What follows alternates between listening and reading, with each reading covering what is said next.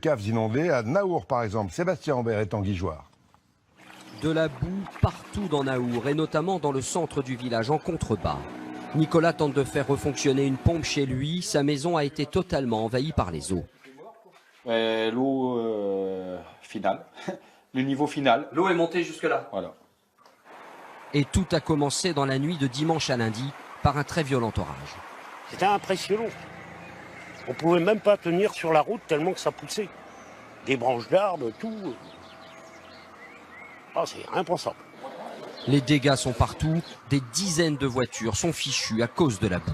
Comme vous le voyez donc, juste derrière moi, le petit village de Naour est encore à l'heure actuelle coupé en deux à cause de ce cours d'eau qui n'a rien à faire là, puisque là, normalement, c'est la route qui mène à l'autre partie du village, et notamment vers la médiathèque dont une partie du mur est effondrée. Les habitants sont donc coincés pour le moment, il faut attendre la décrue pour un éventuel retour à la normale. Mais pour le moment, seuls les tracteurs accèdent à cette partie du village. Cette ferme est en partie isolée. Un peu plus loin, le mur de la médiathèque s'est effondré, l'asphalte s'est soulevé comme un tapis.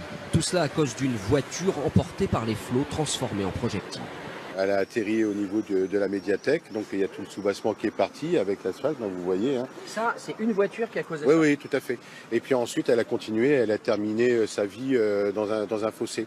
Les pompiers du Nord et du Pas-de-Calais ont été appelés en renfort, notamment pour installer des pompes. La coulée de boue vient en partie des champs voisins. Il n'y a plus ni de fossé ni de haies pour retenir l'eau.